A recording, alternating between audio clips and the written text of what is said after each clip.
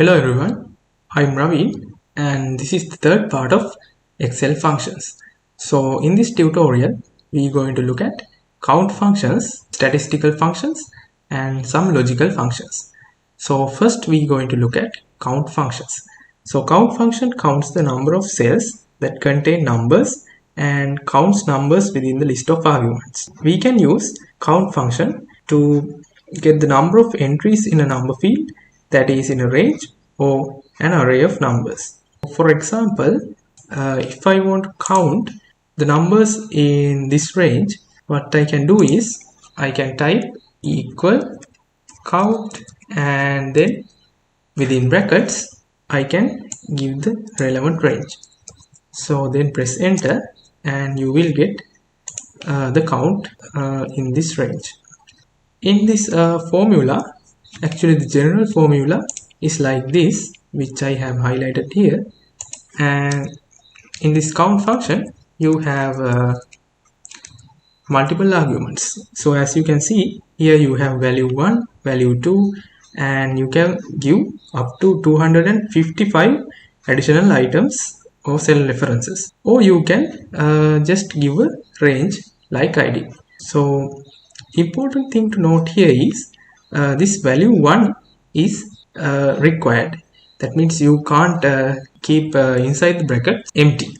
So if I do this, it will raise an error. So you have to give some cell address inside the count function.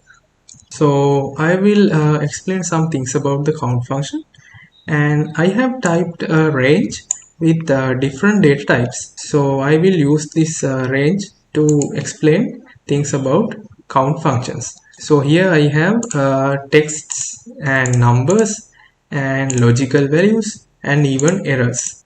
I will explain count functions using these characters or cells.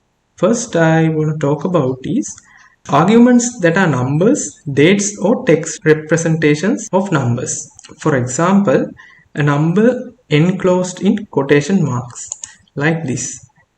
All of those types are counted by the count function, and logical values and text representations of numbers that we type directly into the list of arguments are counted. Arguments that are error values or text that cannot be translated into numbers are not counted. That means these are not counted in the count function. And if an argument is an array or reference, only numbers in that array or reference are counted. Empty cells, logical values, text or error values in the array or reference are not counted. That means if I select this range, it will not count the empty cells or these errors or any logical values like true or false. Those will be not counted using the count function. Yeah, if I want to count logical values, text or error values, I can use count a function. So I will explain about these things later. If I want to count only numbers that meet certain criteria, I can use count ifs function. Then I will explain more about these things.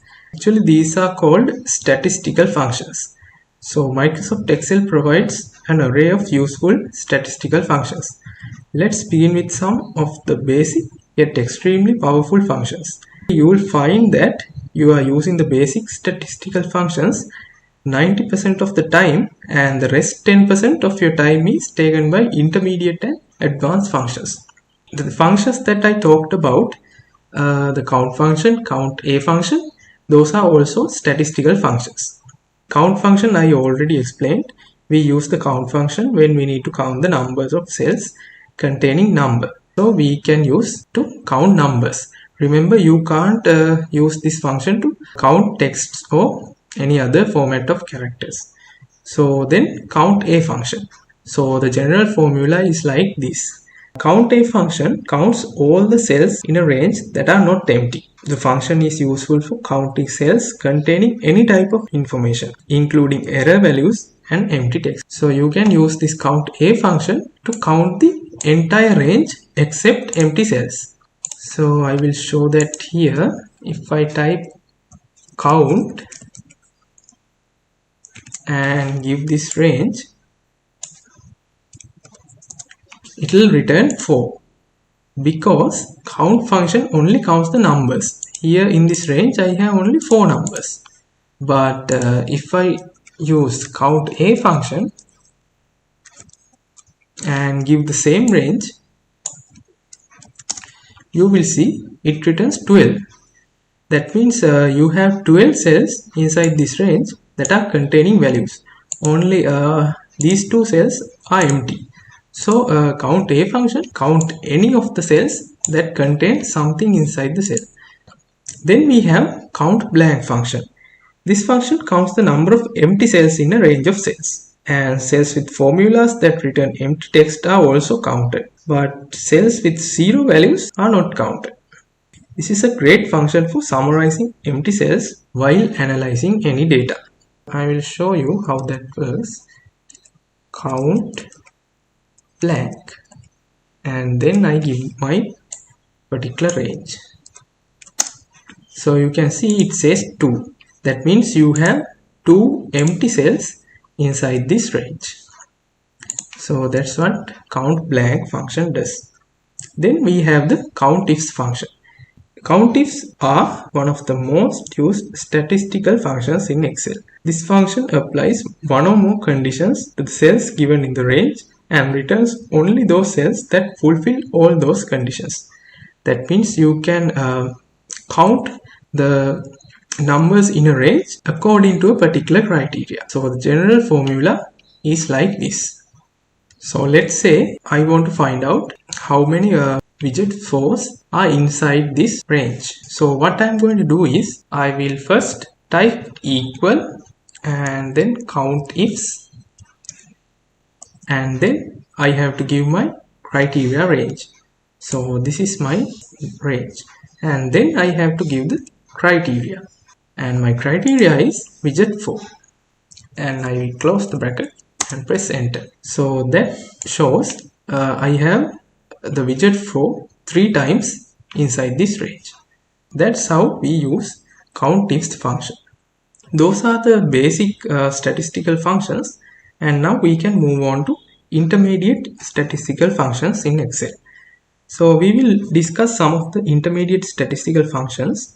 So the functions we will discuss here are related to central tendency and dispersion. These functions are very useful in our day-to-day life as an analyst. So first we are going to look at the average function. The intermediate statistical functions which I am going to talk in this tutorial are stated right here. So I have typed all the general formulas for easy reference, and I will talk about one by one now. So first up we have the average function. This is most common function we usually use in our day-to-day lives to calculate the average or the mean. This simply returns the arithmetic mean of all the cells in a given range. If I use average function to find out the average in this range, it will return the average. So it's quite straightforward. And the general formula of the average function is like this. Next, I want to talk about the median function. The problem of outliers can be solved by using this median function. The median function returns the middle value of the given range of cells. The syntax is quite simple. It's like this. So I will show you now. Median. And you have to specify the range. And close the bracket, enter. So inside the range, the middle value is 5.5. Then we move on to mode function. For numerical values, mean and median usually suffice. But what about categorical values? Here, mode comes into the picture. Mode returns the most frequent and repeated value in the given range of cells. So if I type this mode and give a range, it shows 4. which indicates that 4 is the most frequent and repeated value in this range. As you can see, we have 4 two times in this range. And next I'm going to talk about is the standard deviation function. This is one of the ways to quantify dispersion. It is a measure of how widely values are dispersed from the average value. Here we will using the stdev.p, which is this function, to calculate the standard deviation based on the entire population. So the general formula is like this, and I will show how that works. So I type equal stdev.p, and within brackets I will give my range.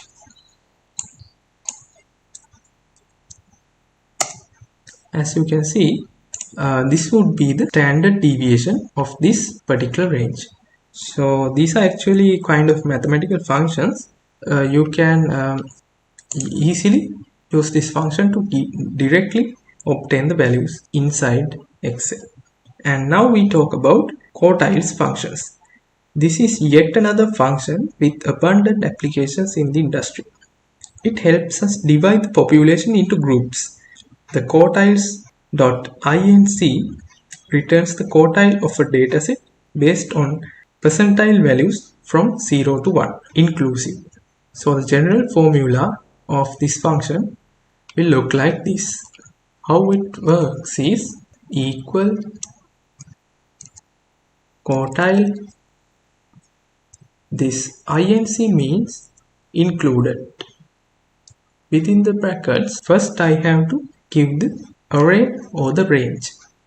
So I will give this as my array, and then after the comma I have to type which quartile I need. So let's say I want first quartile, then I have to type 1 and close the bracket and enter.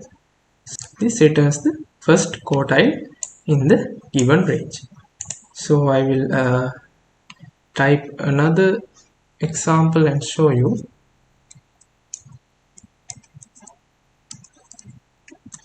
If I use the same array, give the second quartile,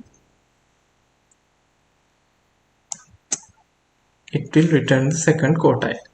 That's how the quartile functions work. Then we come to correlation function. This function is really powerful, and that is not obvious to the naked eye. Correlation function returns the correlation coefficient of two cell ranges.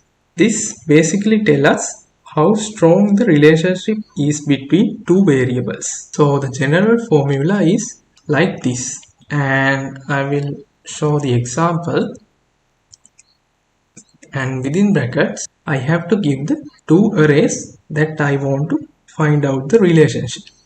So I will use this range, which is hours studied, and then I will type exam grade as my next range. So what I'm going to find here is how strong the relationship between studying hours and exam grades. So let's find out. Yeah, that means it's actually quite close to 1. That means there is a strong relationship between studying and your exam results. So those are the intermediate statistical functions that I wanted to discuss in this tutorial. Next we will look at logical functions. You might know some of these logical functions, but anyway I will use this diagram to quickly introduce you to logical functions in Excel. First we have the not function. Actually these symbols are not required for you in Excel, so please ignore them. What we're going to look at is this table for each function. This is actually the truth table, and this shows how this function works. This not function, what it does is, if I input something, it will return the inverse of that input. So if I input 0, it will give 1 as my output. If I give 1, it returns 0. So it's quite a straightforward function. Then we will talk about the AND function. In AND function, if we give two inputs, it will kind of multiply and give us the output. So 0 0, it gives 0, and 1 0 again 0, and 0 1 still 0. But if I give 1 and 1, it returns 1. It's like the multiplication. And then we have the OR function. Here it's like the addition function in mathematics. So 0 plus 0, 0. 1 plus 0, 1. 0 plus 1, 1. And 1, 1, this is logical 1.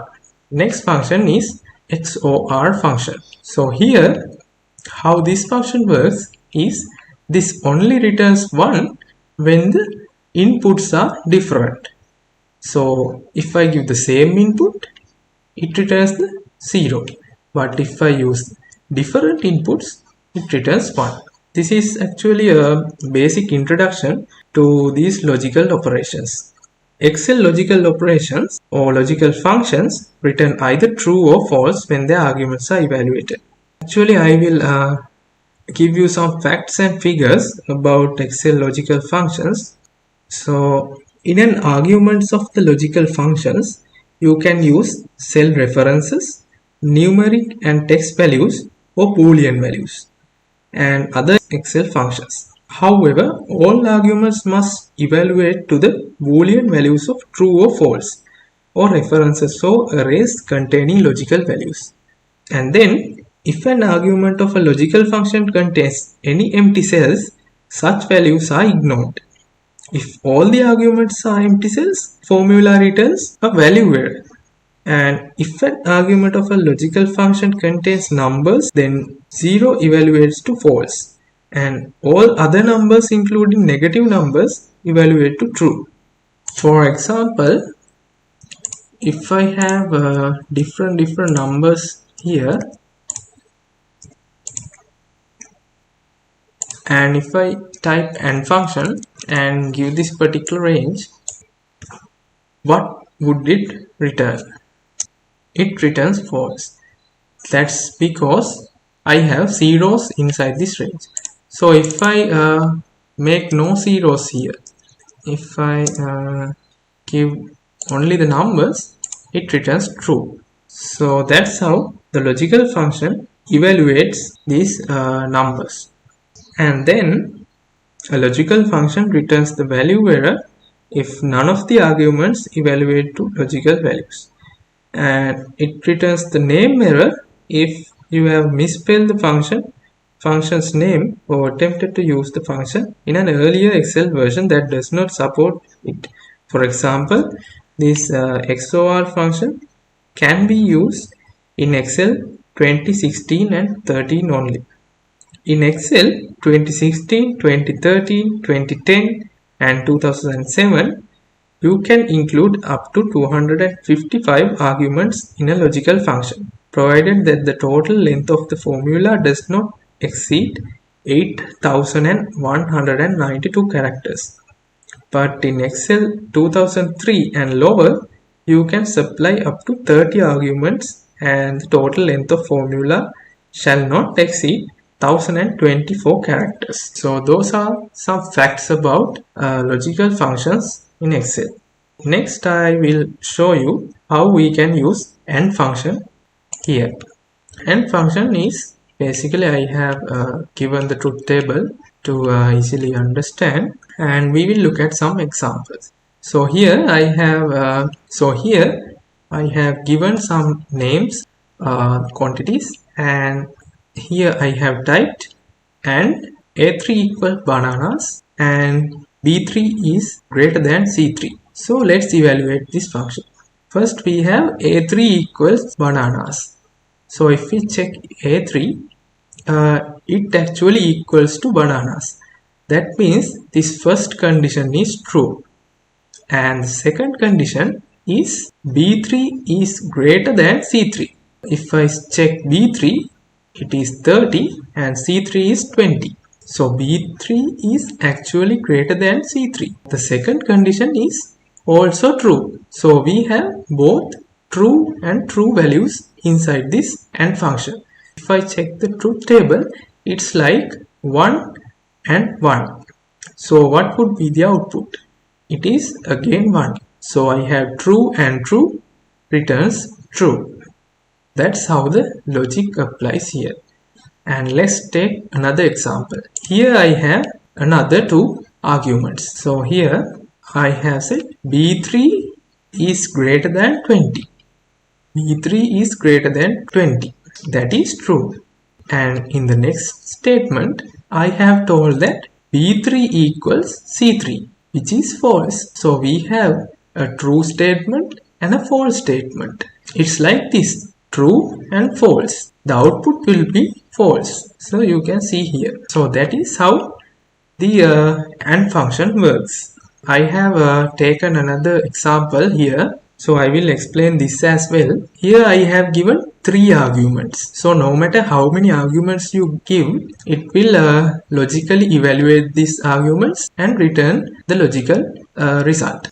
Here I have said A3 is bananas. That is true. And then I have said B3 is greater than or equal to 30, which is again true. And then I have told that B3 is greater than C3. So that's also correct. So we have all 3 are correct. The return would also be true. So that's simply the AND function. The examples I have given you are the ways you can give arguments for these functions. So one of the most common uses of the Excel AND function is found in the logical test argument of the if function to test several conditions instead of just one. For example, you can nest any of the AND functions above inside the if function and get a result. Here I will show you an example of if function used with AND function. So here I will type equal if, and inside if I use AND function. I say if A3 equal bananas, and I will give another condition which is B3 greater than C3. That's also true. Both are true. And I will close the bracket. Give some statement for value if true. So this if returns true, I will give some value to return. So if both are true, I want good to return. So I will say good. Else I will say bad. That means if both of these are true, it returns good. But if this AND function returns 0, it will say bad. So here, as you can see, since both of these conditions are true, it says good. But in these cases, for example, if we see this A4 is not equal to bananas and B4 is actually not greater than C4, it is equal to C4. So if this AND returns a false statement, it will return bad. So that's what has happened here. So that's basically how we can use AND function in Excel. Next we are going to look at O function. This function I have also included the truth table. So I will just go with examples. Okay, so here I have typed the sample formula. You can see A3 equals bananas. So that is a true statement. And next I have given A3 equals oranges, which is a false statement. So it's like true and false. True or false. Here true, false. The output would be true. So that's what has happened here. You can check on these another, and you can see whether the other statements also. And another example, here I have typed B3 is greater than or equal to 40. B3 is greater than or equal to 40, which is a false statement. Then the next statement is C3 is greater than or equal to 20. This 20 is equal to 20. So it is true. So this is like false or true. 0 or 1, which returns true. So here it says true. So I have given another example also. You can check on that. Next I want to talk about is the XOR or SO function. Actually this function is introduced to Microsoft Excel in 2013, which is a logical exclusive OR function. This term is definitely familiar to those of who have some knowledge of any programming language or computer science in general. For those who don't, the concept of exclusive OR may be a bit difficult to grasp at first, but hopefully I can explain this to you. Actually, this truth table will help you to understand this, and we will look at this example. So here I have used XOR function and given two statements. So first one is A3 equals bananas, which is true statement. So then I have said P3 is less than 20, which is a false statement. Here it is 30, so it is actually greater than 20. So you can see it's like true and false. Here 1, 0, and the output would be 1, which is true. So use this table to understand how this works. So I will explain another example also. Here if you see, it says A4 equals bananas. A4 is not equal to bananas. So first statement is false, and B4 is less than 20. So here it's like 0, which is less than 20. So false and true. Here it's like 0 and 1. The output would be true. Here. So that's how the XOR function works in Excel. So next we will look at NOT function in Excel. So again I have given the truth table. This is actually the most simple function because it just has the inverse function. So if I give 0, it returns 1. If I give 1, it returns 0. If I give false, it returns true. If I give true, it returns false. So it's like that. So here I have used the NOT function, and I will show you how that has happened here. Here I have said equal NOT, and then within brackets I have given a statement called C2 equals black. So if I check C2, it is not equal to black. So that means the statement inside the brackets is a false statement. So we have false inside NOT. What NOT function does is it returns the inverse of the false, which is true. So whatever the thing inside these brackets, whatever the logical state, NOT will return the inverse of that state. I will show another example. Let's take this one. Here I have said C7 equals black. If I check, C7 actually equals to black. So this is a true statement. But what NOT function does is, it says that it is false, which is the inverse of the statement. So the NOT function is actually simple and straightforward. So with that, we come to the end of the functions in Excel. So I hope you gained a good knowledge about functions, and thank you very much.